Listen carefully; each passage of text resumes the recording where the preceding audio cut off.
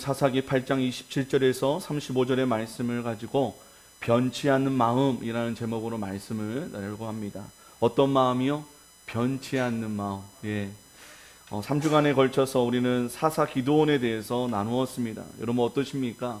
여러분 이 말씀을 통해서 어쩌면 이 기드온의 모습이 더 보이게 된다면 저는 설교를 잘못한 것입니다. 우리 기드온의 짤막한 말씀이지만 이 말씀을 보면서 우리가 보여야 할 분이 계십니다. 누구인가요? 누구일까요? 바로 하나님이십니다. 기드온에게 나타나신 하나님, 기드온을 부르시는 하나님, 기드온에게 믿음을 주시는 하나님, 기드온을 사용하셔서 승리케 하시는 하나님, 이 하나님이 보여야 될 줄을 믿습니다. 그리고 그 기드온의 하나님이 나의 하나님이 되는 그 은혜와 축복을 우리가 누리기를 다시 한번 축원드립니다. 여러분 성경에 나온 인물들이 과연 끝까지 성공한 사람들이 몇이나 됐을까요? 아브라함에서부터 요셉의 생까지는 꽤 성공해 보입니다. 끝까지 하나님을 신실하게 믿고 죽음을 맞이한 자들인 것 같습니다. 신앙과 세상적인 관점에서도 그들은 성공한 것 같습니다. 그러나 출애굽 이후에 모세부터 구약의 성경 인물들 다수가 성공 이후 꽤 많이 실패하는 모습을 보게 됩니다. 자신만 실패하면 되는데요, 자신으로 인해서 자신의 민족마저도 하나님을 떠나게 되고 우상 숭배의 길을 걸어가게 되는 원인이 되는 사람들이 참 많았다는 거예요. 모세도 이스라엘의 대표적인 지도자지만 이 무리바에서 자신의 혈기를 참지 못하고 이스라엘을 향해 지팡이로 바위를 2번 내리칩니다. 그는 결국 이 혈기 부림으로 가나안 땅에 들어가지 못하는 어려움을 당하게 됩니다. 하나님을 끝까지 나타내지 못하고 자신을 나타낸 결과로 모세는 그토록 그리던 가나안 땅에 들어서지 못합니다. 다윗은 어떻습니까? 왕이 되기 전에 이 소년 다윗은 골리앗을 멋지게 물리칩니다. 이것으로 다윗은 엄청난 인기와 명성을 얻게 되죠.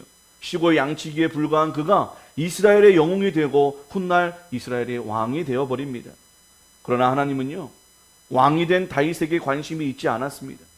왕이 된 후에 그 다윗의 삶에 관심을 갖고 계셨다는 것입니다. 그런데 이 왕이 된 다윗이 어떠한 짓을 벌입니까?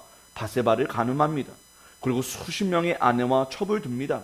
그리고 자신의 부강한 나라를 자랑하고 힘을 가시하기 위해 인구 조사를 하게 되고 그 대가로 7만 명이나 되는 사람을 전염병으로 죽게 만듭니다. 어쩌면 왕이니까 아내를 많이 갖고 또 군대를 자랑하는 것 당연한 것일 수도 있습니다. 그것은 세상의 기준입니다. 하나님의 기준은 그것을 자랑하는 것이 아니라 하나님을 자랑하고 하나님을 높이고 하나님을 근거로 내 삶의 중심이 붙잡혀 있는 인생을 왕이 돼서도 하나님은 원하셨다는 것이죠. 변치 않는 마음을 원하셨다는 것입니다. 히스기야는 어떻습니까? 죽을 방에 걸렸지만 해시계의 해 그림자를 10돌을 뒤로 물러가게 하셔서 15년을 더 살게 하셨습니다. 그런데 이 15년 더 살게 되면서 오히려 자신의 왕궁의 보물 창고와 무기고와 궁중의 모든 소유를 이 바벨론 사신에게 보여주면서 자신의 부강함과 권력을 자랑합니다. 그 대가로 훗날 히스기야의 모든 소유와 자손들이 바벨론으로 옮겨지고 바벨론 왕국의 환관이 되어버립니다. 내시가 되었다는 거예요. 왕손들이 이 히스기야의 잘못으로 나라가 망하게 되고 자손들이 내시가 되는 수치와 모욕을 당하게 됩니다. 여러분 이 세 명의 특징이 무엇입니까? 하나님께 성공적으로 쓰임받았던 사람입니다. 한마디로 인간적으로든 하나님께로든 잘나갔던 사람이라는 것입니다. 하지만 그들의 노년은 실패와 욕망으로 얼룩진 인생을 살았다는 것이죠. 하나님은 성공과 업적보다 그 이후의 삶을 보십니다. 지도자가 되고 왕이 되는 것에 하나님의 시선이 가 있지 않다는 거예요. 지도자가 되고 왕이 되고 나서의 삶에 대한 관심을 갖고 계시다는 것입니다. 이것을 또 다른 표현으로는 하나님의 은혜로 무엇인가 축복을 받았다면 그 축복받은 후에도 하나님을 향한 변함없는 겸손과 사랑을 보고 싶어 한다는 거예요. 수많은 사람들이 축복 때문에 오히려 하나님을 떠나버리는 경우가 더 많이 있는 것 같습니다. 그러나 기억해야 되지요. 바로 그 인생이야말로 정말 실패한 인생이라는 것을 꼭 기억하시기를 바랍니다. 세상은요, 성공을 위해 성실하라고 합니다. 이것도 의미 있는 말이지요. 하지만 하나님은 우리의 성공에 관심이 있지 않으신다는 거예요. 우리의 노력과 수고로 하나님의 성공과 승리가 좌지우지되지 않기 때문입니다. 그렇게 하나님께서는 우리를 향해 성공하라고 말씀하지 않으십니다. 승리하라고 말씀하지 않으십니다. 구약은 계속해서 나 여호와를 기억하라 라고 말씀하고 있다는 것입니다. 말씀을 지키라고 말씀하십니다. 여호와를 향한 믿음과 확신을 잃지 말라고 하십니다. 한마디로 늘 성실하게 하나님만을 신뢰하라 라고 말씀하고 있다는 거예요. 신명기 8장 17절에서 18절의 말씀 우리 함께 읽도록 하겠습니다. 신명기 8장 17절에서 18절의 말씀 함께 읽겠습니다. 시작. 그러나 내가 마음에 이르기를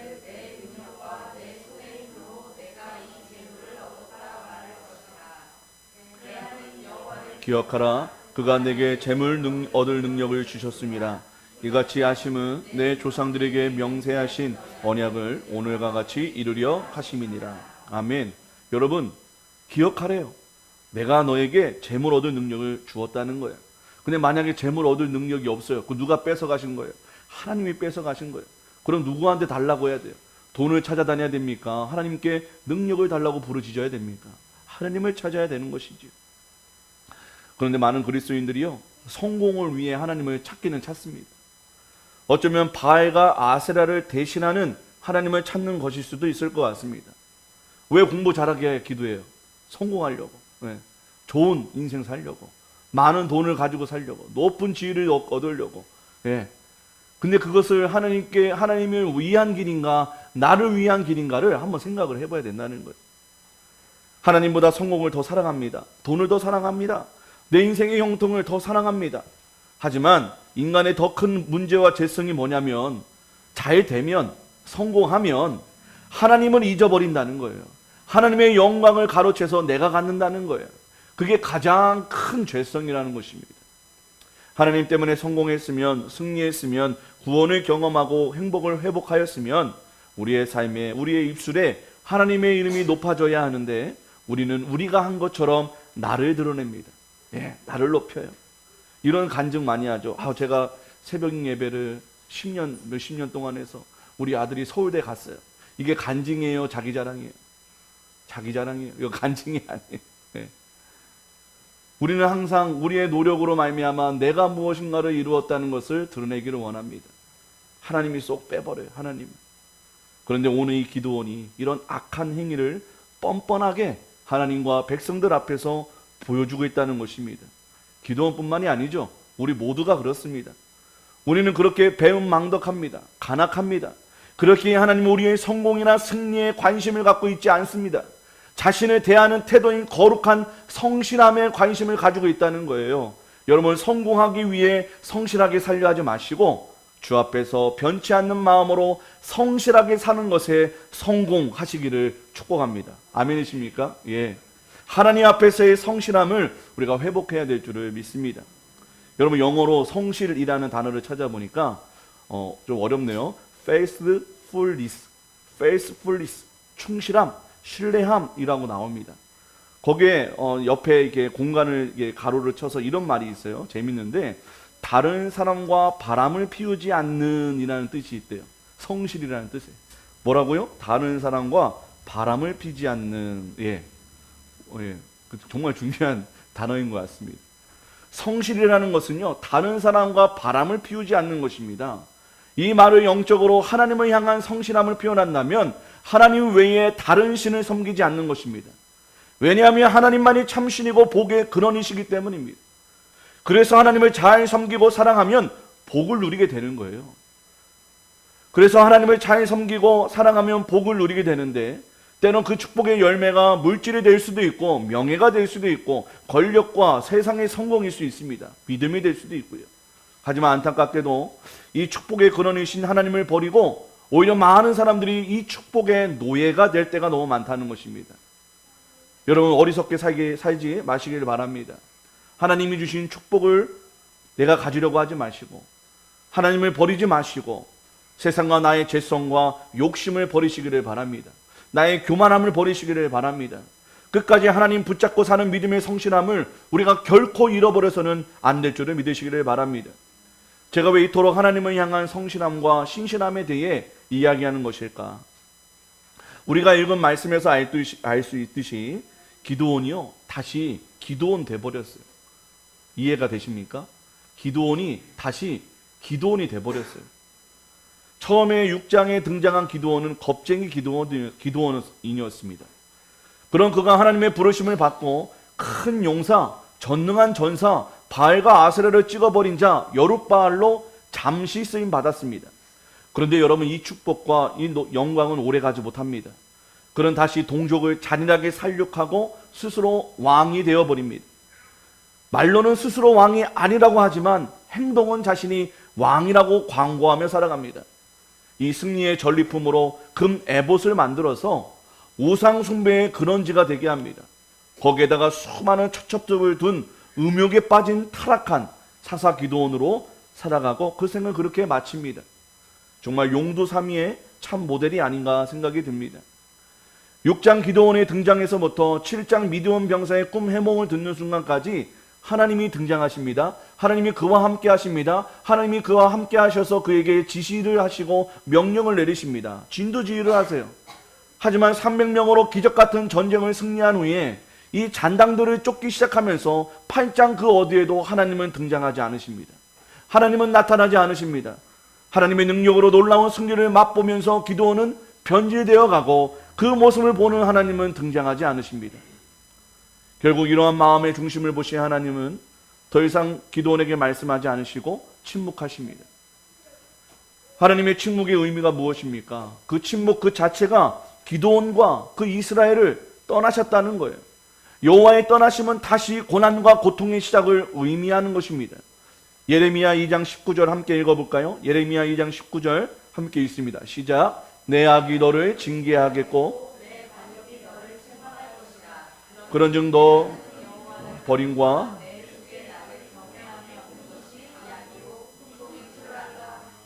만군의 여호와의 말씀이니라. 이 말씀이 기드온에게 그대로 적용이 된 것입니다. 하나님께서 기드온을 떠나자 적군과 아군에 대한 분별력을 잃어버립니다. 그냥 오직 권력에 미쳐버린 존재가 돼버린 거예요. 5절과 8절에 보면, 오늘 본문 5절과 8절에 보면 이 잔당 퇴치를 위해 전쟁에 나가려고 하는데 배고팠어요. 그래서 숙곡과 분우의 사람한테 밥하고 좀 이렇게 먹을 거 좀 줘라. 그랬더니 이 사람들이 내가 너한테 왜 주냐? 그냥 너 굶고 싸움에 나가라. 해서 이 마음에 분과 혈기가 일어났어요. 그래서 승리하고 돌아오자마자 이 먹을 것을 주지 아니하고 자신을 냉대한 숙곡과 분원의 사람들을 다 학살해 버립니다. 다 죽여버려요. 더 나아가서는 영적 분별력도 잃어버립니다. 정신을 잃어버리니까 영혼까지 그 정신을 영혼까지 탈출해 버린 것 같아요. 겸손과 신뢰가 아니라 교만과 탐욕을 선택합니다. 22절과 23절에 이 백성들이 기드온을 왕으로 추대를 하는 거예요. 그런데 막 이렇게 손사래를 치면서 나는 하나님 외에는 이 이스라엘은 왕이 없다. 나는 너희들의 왕이 아니다. 라고 괜찮은 말을 하는 거예요. 하지만 이것은 그의 진심이 아닙니다. 24절을 함께 볼까요? 24절 PPT에 좀 띄워주십시오. 시작. 함께 있습니다. 시작. 기드온이 또 그들에게 이르되 내게 줄 줄이나 하였으니 이는 그들이 이스마엘 사람들이므로 금 귀걸이가 있었음이니라. 여러분, 나는 왕 될 생각이 없어요. 당신들을 다스릴 생각이 없어요. 하고 나서 어떤 말을 했냐? 너희들 그 탈취한 귀걸이, 금 귀걸이를 좀 다 모아봐. 그리고 나한테 줘봐. 라고 이야기하는 것입니다. 이것은 무엇을 의미하냐? 이 전쟁의 승리의 전리품을 다 갖는 자가 누구예요? 왕이에요. 자기의 공로를 내가 받겠다는 거예요. 하나님이 자신을 사용하셔서 승리케 하셨습니다. 하나님이 이스라엘을 구원하신 거예요. 하나님이 하신 거예요. 하지만 기드온은 그리 생각하지 않았습니다. 하나님이 아닌 자신을 대신 세워버립니다. 하나님께 악을 행한 것이고 반역을 일으킨 것이고 하나님을 버린 것이고 그를 경외하지 않기를 결단한 것입니다. 그는 권력과 탐욕을 동시에 갖고자 위선과 가식으로 하나님과 민족을 대한 것이지요. 그는 하나님을 버리고 세상의 재물과 권력을 선택합니다. 그 증거가 바로 7,700세겔이었습니다. 금 귀걸이 1,700세겔. 한 세겔이요 15g 정도 된대요. 15g. 한 돈이 몇 g이에요? 3점이에요? 3점 몇 15g? 그럼 15g이면 한 세겔도 굉장히 비싼 거네요. 새 돈이네요, 새 돈. 예. 근데 이것을 대략 생각해 보면 21kg 정도 되는 금입니다. 21kg 정도 되는. 막 놀래요. 얼마인지 계산이 쓰는가 봐요. 저는 계산이 안 돼요. 이 마린 양의 금을 대제사장만이 입을 수 있는, 그리고 하나님의 뜻을 아는데 사용하는 에봇을 만들어서 다 자신의 집에 둡니다. 자신의 집에. 자신의 집이 성전도 아닌데 자신의 집에 두어요. 이 당시에 이스라엘 백성들은요, 하나님께 예배를 드리고 하나님의 뜻을 알기 위해 언약궤가 있는 실로로 가는 것이 그들의 당연한 길이었습니다. 예배 드리러 가는 곳이었어요. 그러나 이 에봇 때문에 가지 않고, 그곳 실로로 가지 않고 기드온의 집으로 찾아들게 됩니다. 오브라로 간 거예요. 오브라. 결국 27절에 이스라엘이 금으로 만든 이 에봇 자체를 신격화하고 우상 숭배하여서 하나님을 떠나버리게 하는 결정적인 역할을 하게 됩니다. 참 아이러니합니다. 하나님을 기억하고 의지하라고 그 많은 사람 중에 가장 연약하고 소심한 기드온을 선택하셨습니다. 그리고 말도 안 되는 300명으로 13만 5천 명을 이기게 하셨습니다. 그리고 나서 그럼에도 불구하고 그리 했는데 정작 결과는 이 기드온 때문에 이스라엘 온 백성들이 우상 숭배하게 되는 일로 그 일들이 마무리되게 됐다는 것입니다.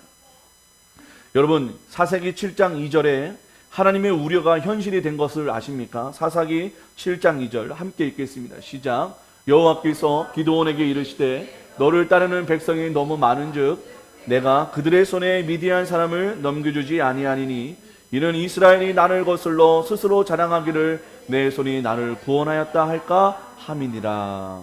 여러분, 하나님이 얼마나 정확하게 인간의 중심을 꿰뚫고 계신지를 이 말씀을 통해 알게 됩니다.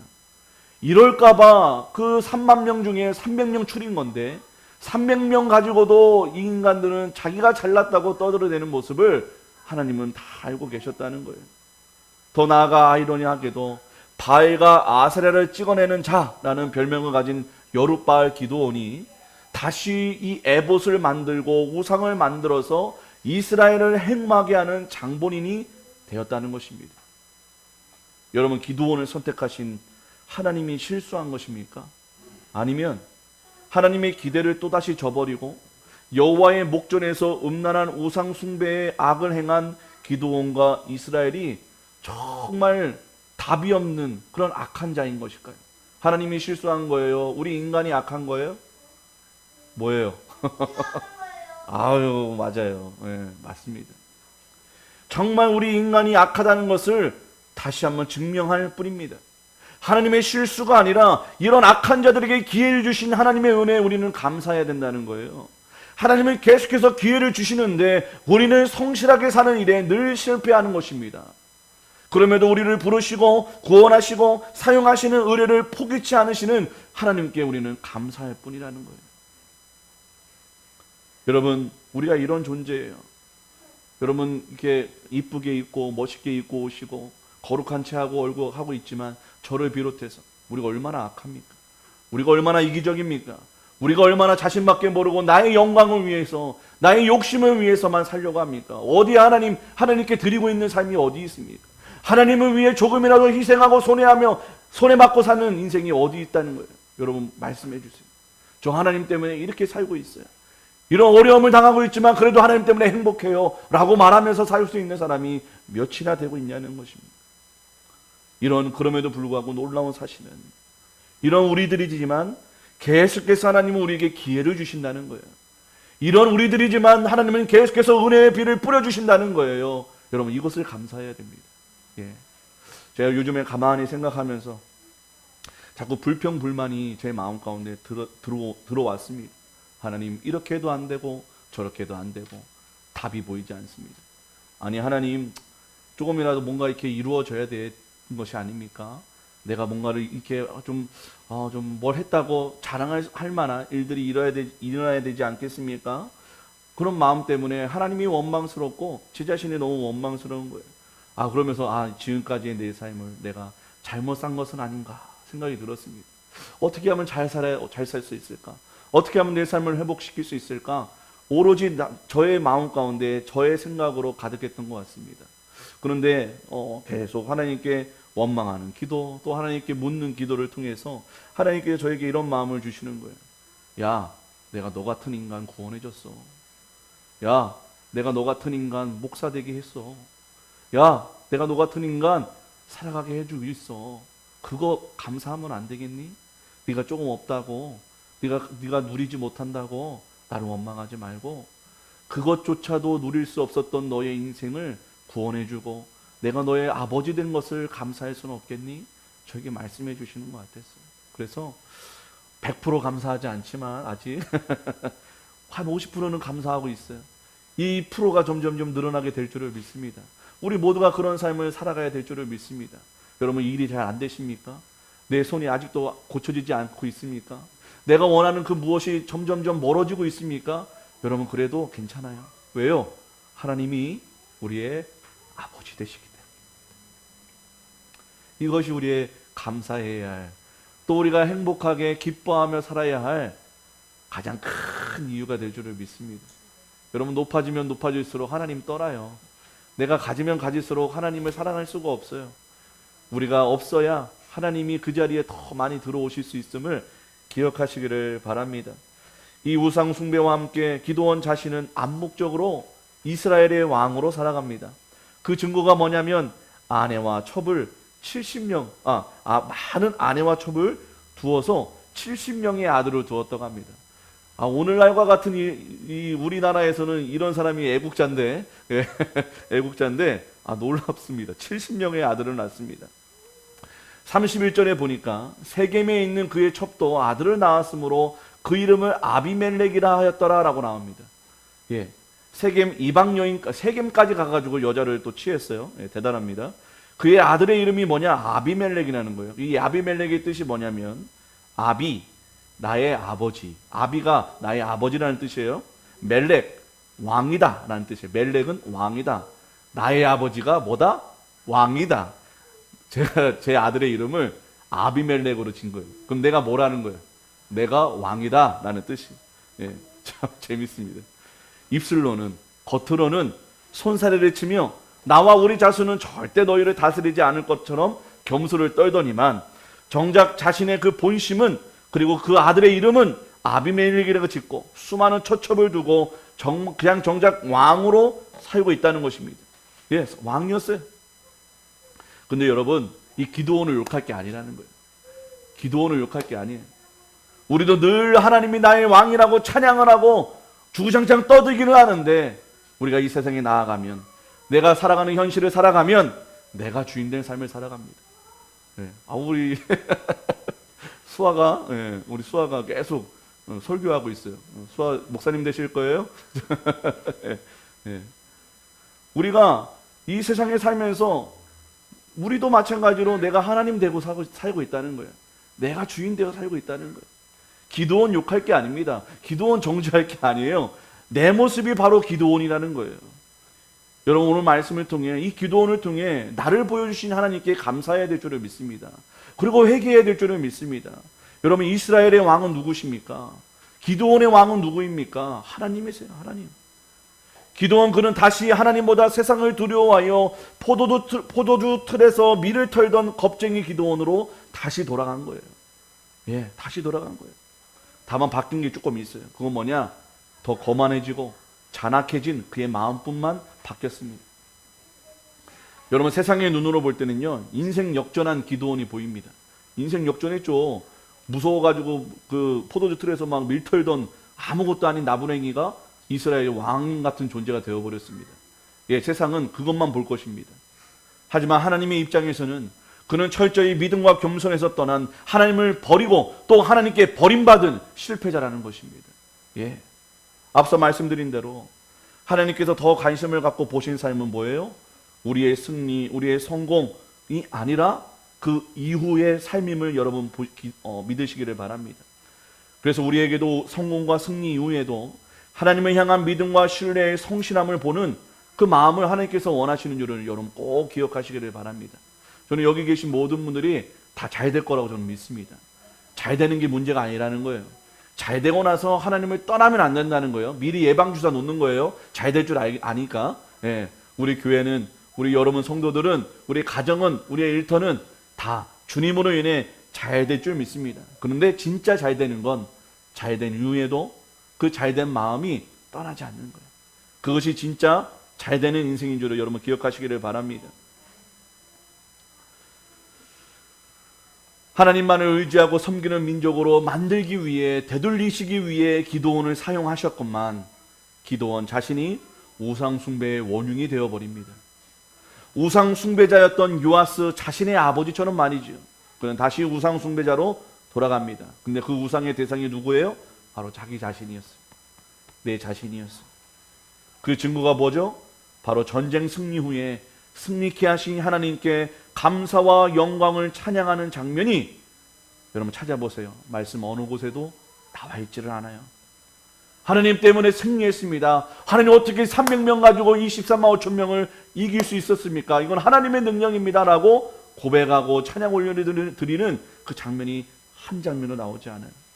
여러분 모세가 출애굽했을 때 미리암의 찬양이 나옵니다. 홍해가 갈라지고 그들이 구원받고 나서 미리암이 하나님의 찬양해요. 막 높여드려요. 그러한 장면이 나오지를 않고 있다는 거예요. 오히려 그 영광과 칭송을 기드온 자신이 가로챕니다. 그는 하나님 앞에서의 믿음의 성신함의 싸움에서 실패한 거예요. 인간의 육적인 싸움에서는 승리했어요. 그러나 하나님의 영적인 싸움에서는 패배하고 맙니다. 사단의 괴계에 속아 넘어간 거예요. 교만과 탐욕이 그의 영혼을 지배한 것입니다. 그는 눈에 보이는 싸움은 승리했지만 눈에 보이지 않는 영적 싸움에 패배했다는 사실을 기억하시기를 바랍니다. 사랑하는 여러분, 우리도 이러한 일이 얼마나 많이 있습니까? 무엇을 이룬 것이 성공이 아닙니다. 하나님께 평생 붙잡혀 쓰임받는 삶이 성공임을 기억하시기를 바랍니다. 저도 때때로 그래요. 조금만 성도들이 모이면, 또 교회 재정이 조금만 쌓이면 안심하게 되더라고요. 아유, 이 정도면 또 하나님을 막 부여잡고 의지하고 그런 마음이 정말 희한하게 싹 사라져요. 내 삶이 평안하면. 그거 훈련하시는 것 같아요. 큰 교회 되는 것이 하나님의 꿈이 아닙니다. 작고 작은 목사이지만 끝까지 평안하든 불행하든 하나님만 온전히 바라보는 그런 목사가 되게 하시려고 하나님께서 이렇게 진흙탕 가운데 있게 두시는 것 같아요. 여러분들도 마찬가지인 것 같습니다. 여러분 삶이 어떠하든 항상 오롯이 하나님만 바라보는 그 승리를 빨리 이루십시오. 그래야 빨리 성공합니다. 왜? 하나님이 믿을만 해야 물질을 주시고 또 도움을 주시고 성공을 하게 하시죠. 그렇죠? 믿을만 하지 않으면 줄 수가 없습니다. 왜? 또다시 자신을 떠날 걸 알기 때문에. 6장 처음에 만난 기드온은 두려움에 제대로 숨조차 쉬기 힘든 불안이 가득한 연약한 여인과 같은 모습이었습니다. 그랬던 자신과 자신의 가족을 구원해주고 새로운 신분으로 구원해준 참 남편을 버리고 맙니다. 하나님을 버렸다는 거예요. 왜요? 살만하니까. 내게 힘이 생겼고 물질이 생기고 권력이 생기니까 다른 남자가 눈에 들어오는 것입니다. 이방신들이 들어오고 내가 사랑하고 싶은 또 다른 여인이 눈에 들어오는 거예요. 남자가 들어오는 거예요. 여러분 예레미야 2장 23절에서 24절 함께 읽어볼까요? 하나님께서 아주 기가 막힌 비유를 말씀하십니다. 시작. 내가 어찌 말하기를 나는 더럽혀지지 아니하였다, 바알들의 뒤를 따르지 아니하였다 하겠느냐. 골짜기 속에 있는 내 길을 보라. 내 행한 바를 알 것이니라. 발이 빠른 암낙타가 그의 길을 어지러이 달리는 것과 같았으며 너는 광야에 익숙한 들 암나귀들이 그들의 성욕이 일어남으로 헐떡거림 같았도다. 그 발전기에 누가 그것을 막으리요. 그것을 찾는 것들이 수고하지 아니하고 그 발전기에 만나리라. 참 민망한 말씀입니다. 그런데 여러분, 기드온과 이스라엘이 이 우상을 향하여서 발전기의 암낙타와 암나귀처럼 헐떡거리며 하나님을 버리고 그렇게 달려갔다는 거예요. 여러분, 우리의 마음이 순식간에 변하죠. 예, 순식간에 변합니다. 예, 그냥 서서히 변하지 않아요. 그냥 획가닥 변합니다. 하나님 너무 힘들 때는 하나님 찾다가 내 삶이 좀 풀리고 잘 되면 하나님 어디 있어? 내가 수고해서 열심히 땀 흘려서 내가 한 거지. 그 마음이 순식간에 변한다는 거예요. 내가 하나님 되어버리라는 거예요.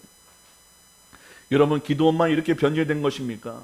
하나님께서는 이 세상에서 고와 같이 살아가는 우리들을, 나의 죄악으로 지옥과 심판과 지옥으로 갈 우리들을 먼저 사랑하셔서 부르시고 자신의 아들을 통해 구원해 주셨습니다. 자신의 자녀 삼아 주셨습니다. 그래서 우리가 이렇게 형통한 거예요. 그래서 우리가 이렇게 평안하게 살 수 있는 거예요. 이런 은혜와 축복을 혹시 내 능력과 열심으로 이룬 거라고 생각하십니까? 내가 똑똑해서, 내가 잘생겨서, 내가 이뻐서, 내가 무엇인가 노력해서. 아니에요. 그 생각 자체가 하나님이 받으셔야 할 영광과 감사를 가로채는 짓입니다. 철저히 나를 부인하세요.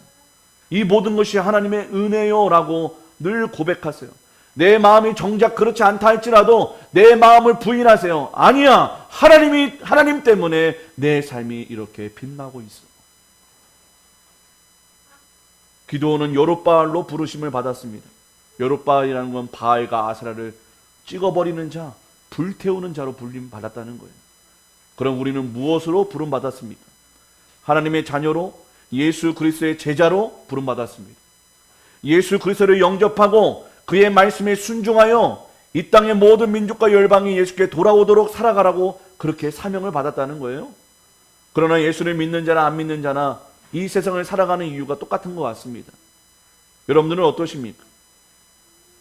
사랑하는 여러분, 우리가 이 세상에 살아가는 많은 이유가 있지만 또 우리가 이제 부모로서 우리 자녀들에게 또 주어야 할 소중한 믿음의 유산이 있다면 신실하게 하나님만을 바라보는 믿음을 물려주셨으면 좋겠습니다.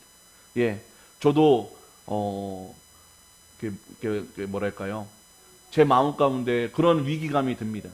내 자녀들에게 내가 어떤 모습으로 살아야 되는가. 저도 그냥 좀 흐트러지고 그냥 마냥 10대 같이 살고 싶거든요, 마음은. 근데 그렇게 살면 내 자녀들에게 덕이 안 된다는 것을 많이 느끼게 됩니다. 그래, 내가 줄 수 있는 건 내 상황이 어떠하더라도 어떤 상황 속에서도 하나님을 바라볼 수 있는 신실한 믿음을 보여주자. 낙심하지 말고 한숨 쉬지 않고 그래도 찬양하고 기뻐하고 괜히 아이들한테 화내지 않고 그런 마음을 우리 아이들한테 심겨주자라고 하지만 죄송하지만 매일 실패합니다. 잘 안 됩니다. 예. 하지만 그 마음을 주고 싶은 마음이 듭니다. 그래서 좀 싸우려고 해요. 사랑하는 여러분, 우리도 모든 것을 다 잃는다 할지라도 우리가 주를 향한 믿음만을 잃지 말아야 한다는 그 절실함과 그 삶을 우리 자녀들에게 보여주시고 전수해 두시기를 간절히 부탁드리겠습니다. 말씀을 마치려고 합니다. 교만은 패망의 선봉이요 거만한 마음은 넘어짐의 앞잡이라고 잠언 16장 18절은 말씀하고 있습니다. 계속해서 말씀드린 것처럼 우리의 최종 목적은 우리가 쓰임받고 승리하고 성공하는 것이 아닙니다.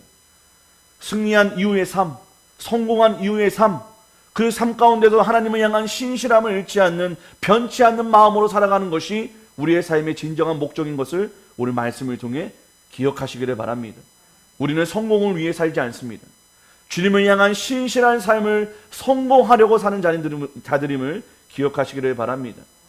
그리하여서 성공을 위한 성실이 아닌 하나님을 떠나지 않기 위한 삶을 위해 성실하게 살아가는 저와 여러분 되시기를 바랍니다. 우리의 성실을 위해 늘 사단의 유혹과 나의 교만과 싸우시기를 바랍니다. 말씀으로 내 영혼을 다스리고 복종시키시기를 바랍니다. 그리하여 우리의 삶에 하나님을 향한 변치 않는 마음이라는 아름다운 열매를 맺어가시기를 축복합니다. 그리하여 농부 되시는 하나님 아버지의 기쁨과 자랑이 되시기를 축복합니다. 더 나아가 하나님이 기억하시고 사람들에게 칭송받는 저와 여러분 되시기를 주님의 이름으로 축원드립니다.